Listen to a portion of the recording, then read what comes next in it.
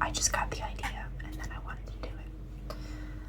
And second, I need to show you guys my candle that I have lit.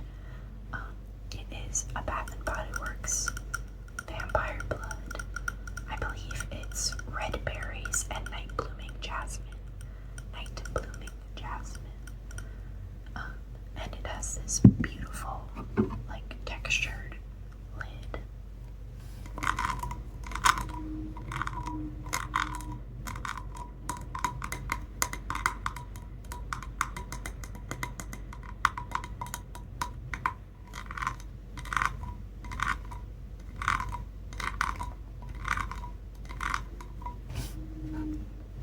Okay. The book I have today is Charlie Brown's Encyclopedia, Volume 15. It is featuring electricity and magnetism. We got this little Snoopy and Woodstock playing with a magnet. It's a little opening comic cartoon situation. Snoopy is saying, "You should sit on telephone wires like other birds." And we got Woodstock giving it his best shot. And Snoopy says, "Maybe it's one of those things that takes a while to learn."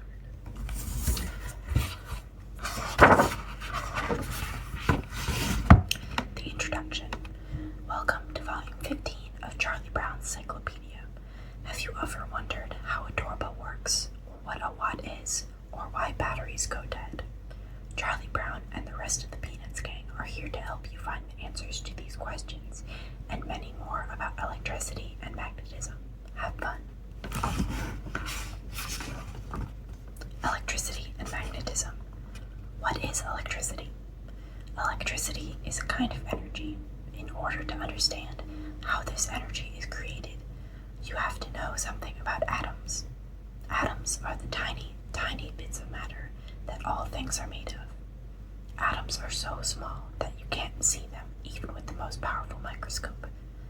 Though atoms are so small, they're made of even smaller parts. Some of these parts are called electrons. Electrons cause electricity. When electrons move around among the atoms of matter, there is a current of electricity. In some materials, the electrons are loosely attached to the atoms. This makes it easy to break the electrons loose and have them move to other atoms. Electrons are loosely attached in all metals. That is why people use metal wires to carry electricity from one place to another. We say that these wires are good conductors or carriers of electricity. And there's this little comic of Peppermint Patty saying, "Wow, that kind of information boggles the mind."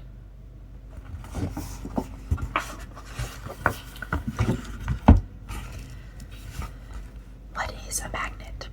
A magnet is something that can attract iron.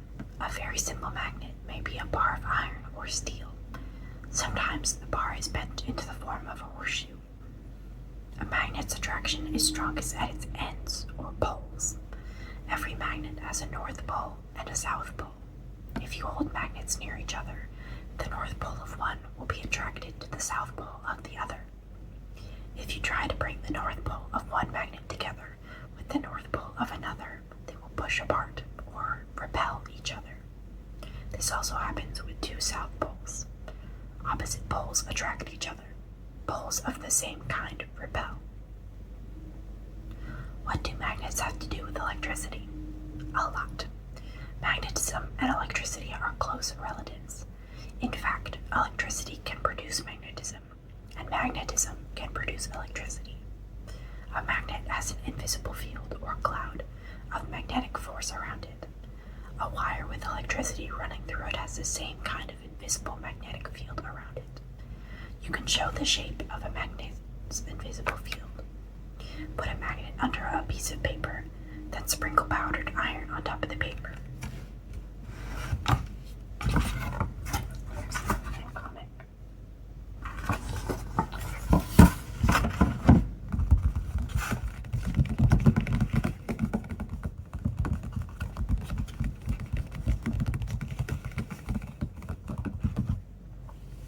Do some magnets run on electricity? Yes, they are called electromagnets. You can make a small electromagnet by winding tons of thin copper wire around an iron nail. Use wire that has a protective covering. Scrape off about an inch of the covering at each end of the wire. Attach the ends to a battery, as in the picture. An electric current flows from the battery through the wire to the nail, and the nail becomes magnetic. It can pick up other iron things.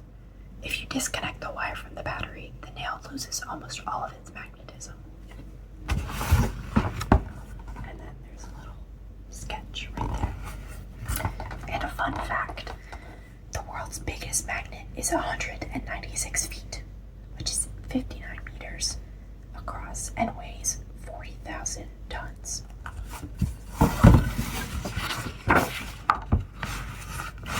Are electromagnets better than ordinary magnets? In at least one way, yes. An electromagnet works only when it is turned on. So with an electric magnet, you can shift a heavy iron object and move it to any place you want. As soon as you shut off the electricity, the electromagnet will stop working. It will drop the iron at the place you choose. You could not do this with an ordinary magnet. An ordinary magnet keeps holding on to iron things. That is why it is sometimes called a permanent magnet. Permanent means lasting forever. If you want to separate a piece of iron from a permanent magnet, you must pull it off. How are electromagnets used? Big electromagnets are often used in junkyards to load scrap iron onto railroad cars. They are also used to separate iron from other kinds of scrap, such as aluminum or copper or glass. Small electromagnets are used to make some machines work. For example, a doorbell uses an electromagnet. That's pretty cool. I didn't actually know that. And we got to start playing with an electromagnet.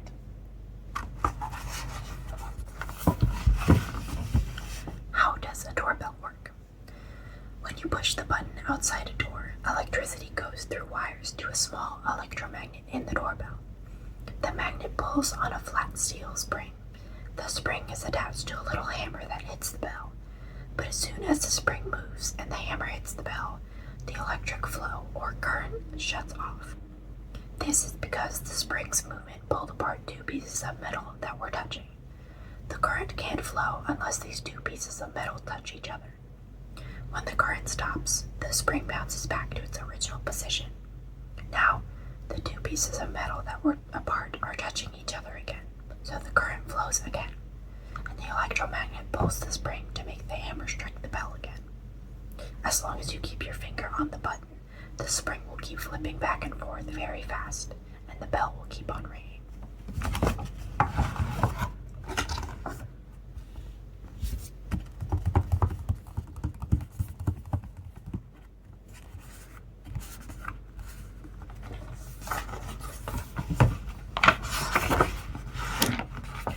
Where do electric currents come from? Most of the electric currents that people use come from batteries or from machines called generators. The current that runs lights, the toaster, the refrigerator, and other things in your house probably comes from a very large generator in a place called a power plant. What is a generator?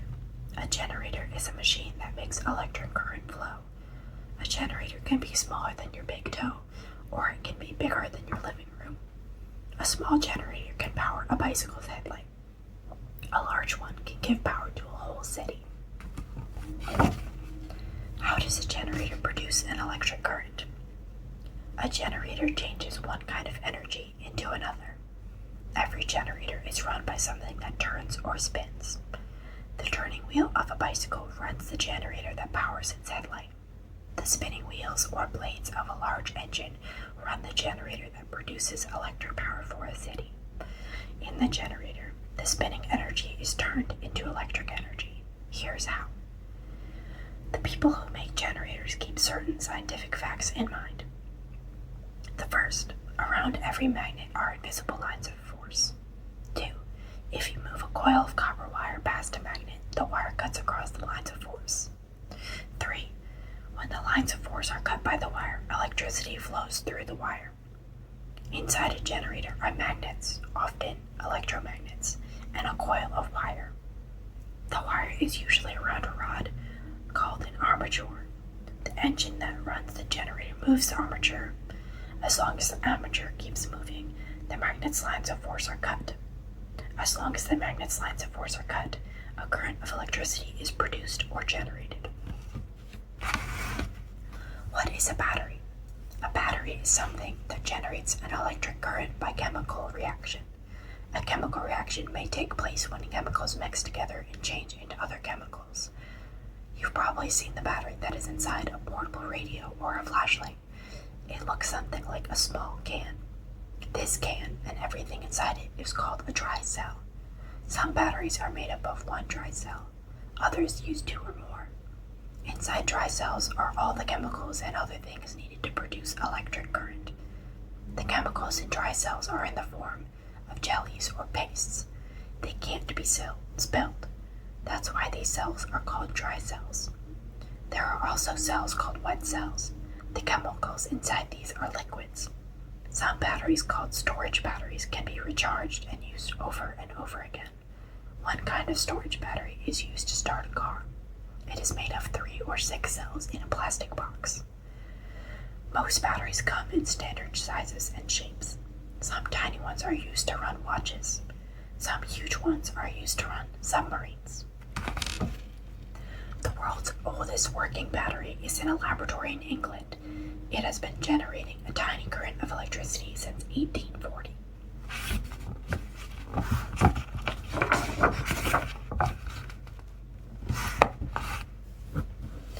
How does a battery produce an electric current? Batteries produce currents by chemical reaction. Usually, a cell of a battery has 3 chemicals. One, called the electrolyte, causes the 2 to react. When the 2 chemicals react, the electrons in their atoms do a lot of moving around. One chemical ends up with a load of extra electrons. Another chemical ends up with a shortage of electrons. In this way, these 2 chemicals become what is called electrically charged. The chemical with extra electrons gets a negative or minus charge. The chemical with a shortage of electrons gets a positive or a plus charge. When the chemicals are electrically charged, the electricity is ready to flow out of the battery. In order for the flow to begin, there must be a complete path for the current to follow. Such a path is called an electric current. The electrons move around the circuit by using energy given to them by the battery. Suppose the circuit is in a flashlight. As the electrons move along, they change electric energy to heat energy and light energy, and the bulb lights up.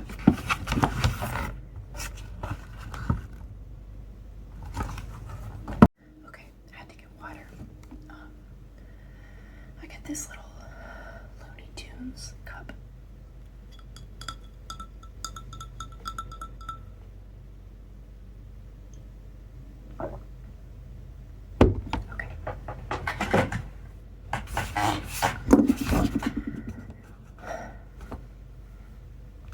What makes batteries go dead? When a battery can no longer produce current, we say it is dead. A battery stops producing all current when its chemical reaction stops. The reaction stops when some of the chemicals have been used up. That means the chemicals have changed into other chemicals. Can a dead or weak battery be made to work like new again? Ordinary flashlight batteries can't be renewed, but certain other batteries can. These are called storage batteries. Renewing a battery is called recharging it. Cars have rechargeable batteries. Some electric drills, small vacuum cleaners, and electronic calculators run on rechargeable batteries. How are car batteries recharged? Car batteries recharge automatically when the car's engine is running. The engine is connected to a generator. The generator forces a current to run backward through the battery. This means the new chemicals change back into the old chemicals. The chemicals can react again to generate more electricity. Recharging is what allows the battery to keep starting the car every day for years. We have this little comic. Snoopy is saying, here's the world famous Beagle Scout leading his troops home with his sometimes ready battery.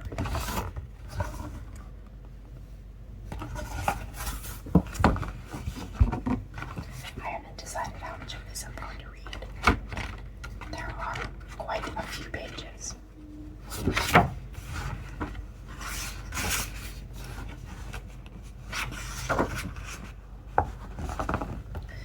There's a really cute little comic of most of the characters, and some of them are playing jump rope.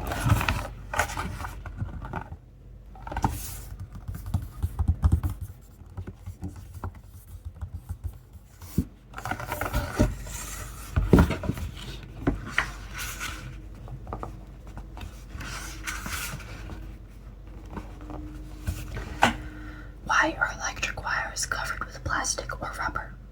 The plastic or rubber insulates the wire. This means it keeps the electricity from leaking out through the sides of the wire. An insulated wire is safe to touch. A bare wire could shock or even kill someone who touches it. Sometimes, when a wire is old, the insulation becomes cracked and starts to peel or break off. When this happens, someone might easily get a shock or a fire may start. If you see a wire with cracked insulation, you should tell a grown-up so that the wire can be replaced with a new one. Always tell grown-up kids. Good grief, don't touch that cracked wire.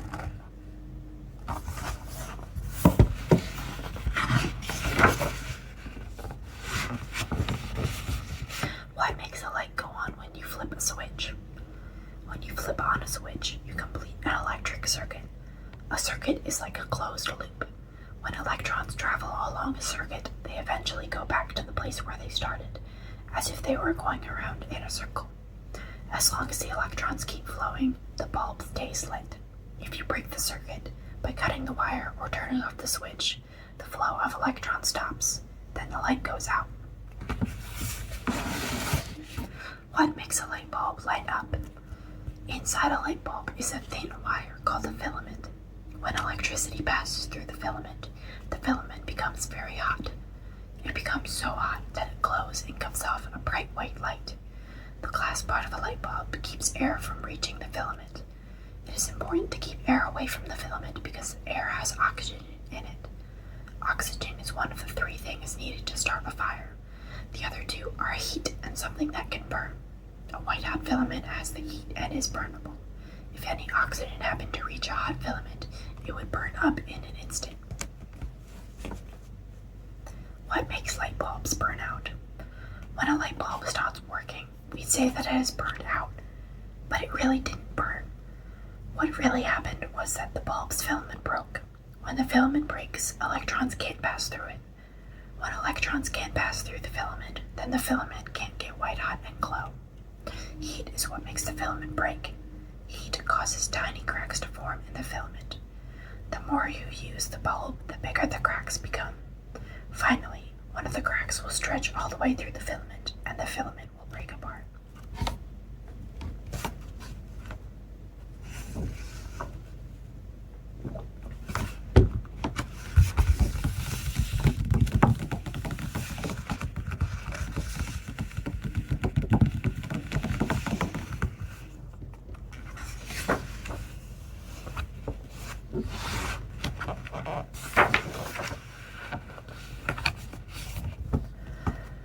What makes toasters and electric irons get hot? When a toaster or electric iron is turned on, an electric current flows through a coil of wire. This means that electrons are moving among the atoms that make up the coil of the toaster or iron. As the electrons make their way, they bump into atoms. This bumping changes the energy of the current into heat energy. The coil becomes hot.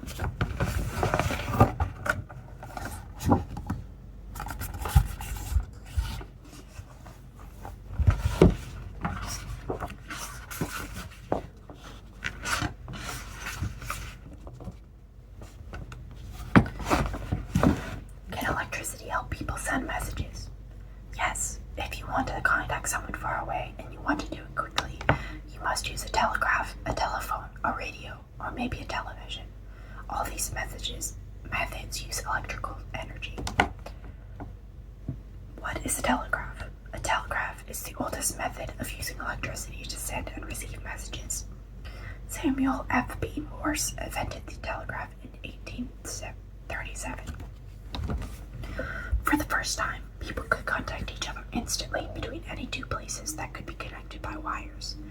Before the telegraph, messages had to be sent by mail or by private messenger. The telegraph is no longer used much. It has been replaced by telephones or radios. How does a telegraph work? Besides wires and batteries, a telegraph system has two main parts. One is a sender, called a key. The other is a receiver, called a sounder. This person working the telegraph is called the operator. The key is really just a switch. The operator presses the key to make the current flow through the wires. When the operator stops pressing, the current stops. The sounder has an electromagnet. When the current is on, the electromagnet moves a lever made of iron. When the lever moves, it goes tap or click against another piece of iron. Different patterns of clicks stand for different letters of the alphabet. The receiving operator listens to the clicks and can understand the message that the sending operator is spelling. This system of using clicks to stand for letters is called Morse code.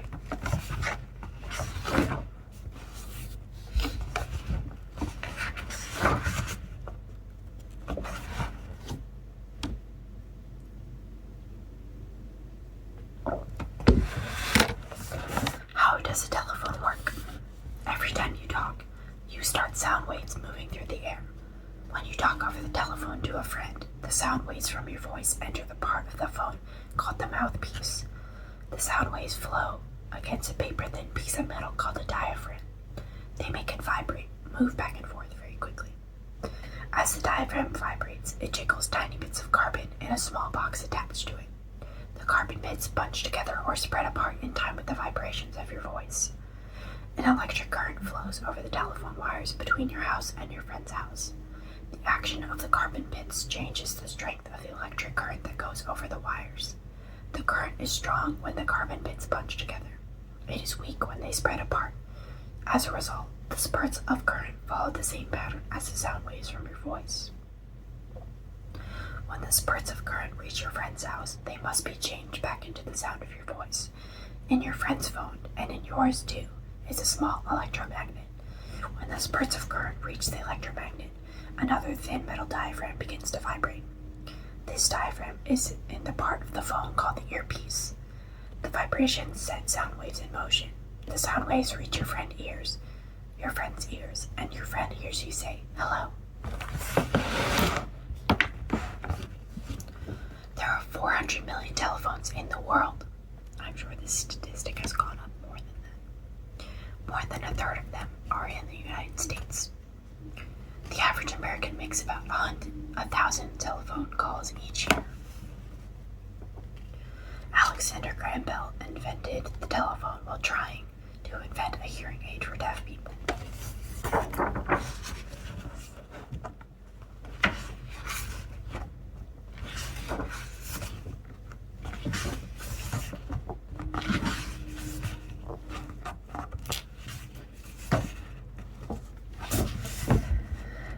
How does black and white television work?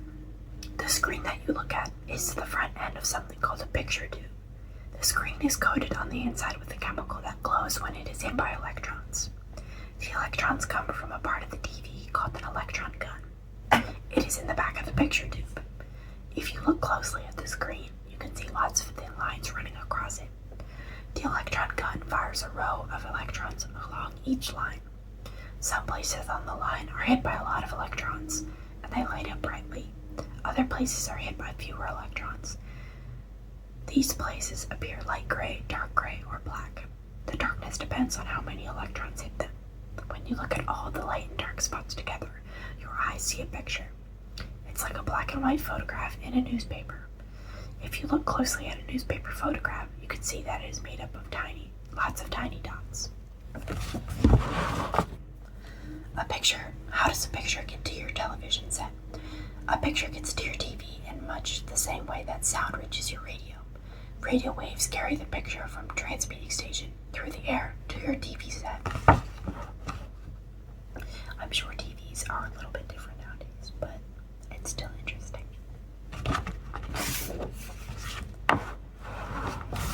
How is it possible to see color on a TV? Color television is very much like a comic strip or a color photograph printed in a magazine. The picture is a mixture of thousands and thousands of little colored dots, red, green, and blue. If you look at a color television screen very closely, you can see the little dots. When the set is off, the dots look gray or silvery, but when the set is on, the dots light up. The dots are made up of a chemical that glows when hit by a beam of electrons shot from an electron gun. A black and white television set has only one electron gun, but a color set has three, one for each color, red, green, and blue. Other colors, yellow, orange, purple, brown, black, or white, are made to appear on the screen by controlling how many red, green, and blue dots light up. For example, a picture of a glass of orange juice would be made of a large number of red dots and a smaller number of green dots. The tiny red, green, and blue dots mix together to form many colors. A color television camera separates everything it looks at into red, green, or blue. Then, the television station transmits a red picture, a green picture, and a blue picture. The television set catches these pictures with its antenna and sends the pictures to the three electron guns. The three pictures are mixed on the screen to show the same colors as the camera saw.